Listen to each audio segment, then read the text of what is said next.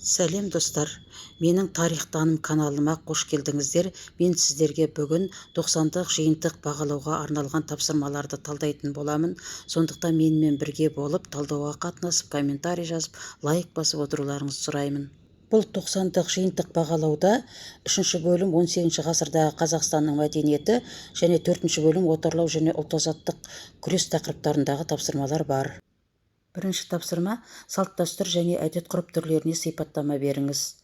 Біріншісі қонағасы. Қонағасы деген шақырулы қонаққа қонағасы беру, немесе үйге келген кісіге не жолаушыға ас су беру, жатын орын беріп қонақтау қонағасы деп аталынады. Асар дегеніміз маусымдық жұмыс кезінде, мысалы, егін орып алу үшін руластарынан көмек сұрау. Асарға келген адамдар жұмысты тегін жасайды, бірақ үй иесі оларға ас ауқатын береді. Үлкенге құрмет, кішіге ізет. Бұл бір қазақтағы ең үлкен дәстүрдің бірі. Қазақта жас үлкен адамды оның атқарып отырған қызметіне немесе дәрежесіне қарамай төрге шығарып құрметтеу, оларға сәлемдесу, құрмет көрсету. Ал кішіге ізет деген кішіге қамқорлық таныту. Ерулік деген жаңадан көшіп келген көршіні сол жерде отырған бұрынғы адамдар шақырып танысып қонағасы беру. Құйрық бауыр асату, бұл екі жас үйленгенде құдалар бір-біріне піскен құйрықпенен бауырды асатады. Оның мәні 1000 жылдық құда болып, бауырдай жақын болайық, құйрықтай жұмсақ болайық дегенді білдіреді.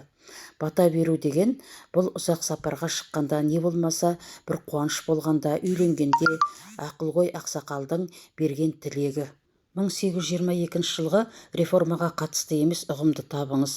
Хан, аға сұлтан, болыс, старшын, округ деген сөздер берілген. 1822 жылғы реформа бойынша әкімшілік округтен, болыстан және ауылдан тұрды. Аға сұлтан округты басқарды, старшын ауылды басқарды. Бұл жерде артық ұғым хан. 1822 жылғы осы реформа бойынша хан билігі жойылды. Төртінші тапсырма 1824 жылғы реформаға қатысты емес ұғымды табыңыз.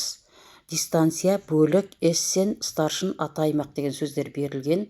Яғни бұл 1824 реформа бойынша күш жүзде 3 бөлікке бөліп басқарылды. Дистанция сол бөліктің екіншісі, эссен осы реформаның авторы, старшын деген ауылды билеуші. Артық ұғым ата аймақ, бұл ата аймақ деген қазақ хандығы тұсындағы басқару құрылымы 1824 жылғы реформа бойынша жойылды.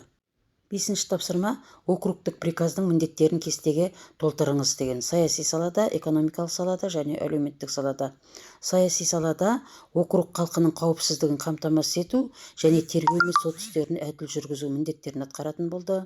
Экономикалық салада сауда керуенінің қауіпсіздігін бақылау, халықтан жасақ, яғни алым-салық жинау, егін шаруашылығын дамыту сияқты экономикалық міндеттерді атқаратын болды.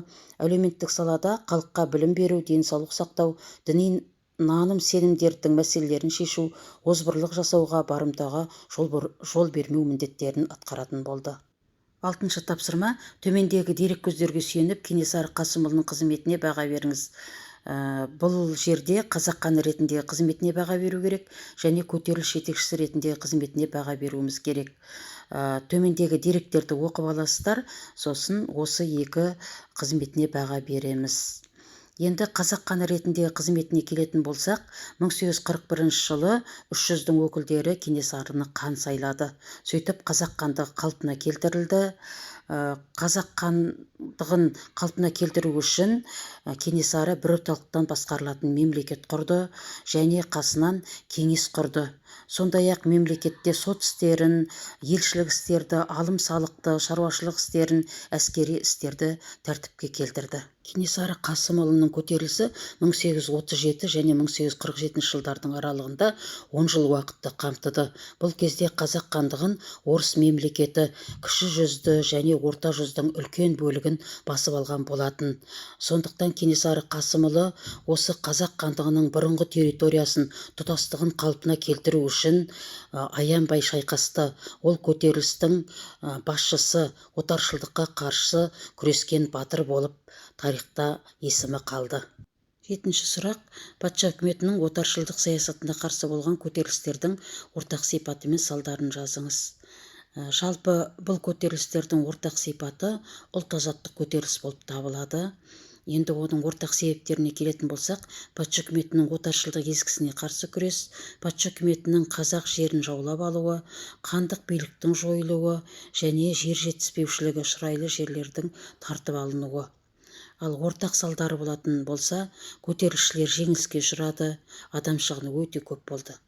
Көтеріліс басшыларының тағдыры ауыр болды. Үшіншіден, патша үкіметі отаршылдық саясатын әрі қарай жалғастыра берді. Достар, екінші тапсырма қалып қойыпты, соны айтып жіберейін. Екінші тапсырма: жарғы ережелеріне сәйкес әкімшілік буындарды жіктеп жаз. 1822 жылғы Сібір қырғыздарының жарғысы бойынша әкімшілік буындар округ, болыс, ауыл. Ал 1824 жылғы Орынбор қырғыздарының жарғысы бойынша әкімшілік буын бөліктен, дистанциядан, ауылдан тұрады. Достар, мен сіздерге 2-тоқсанның 90-дық жиынтық бағалауға арналған тапсырмаларын талдап болдым. Сондықтан менің еңбегімді бағалап, тіркелуді ұмытпаңыздар. Себебі тіркелмей қалсаңыздар, болашақта жіберілген, салынған видеоларды көре алмай, менің каналымнан айырылып қаласыздар. Сондықтан тіркеліп қойыңыздар, лайк басып, комментарий жазуды және достарыңызға таратуды ұмытпаңыздар. Сау болыңыздар.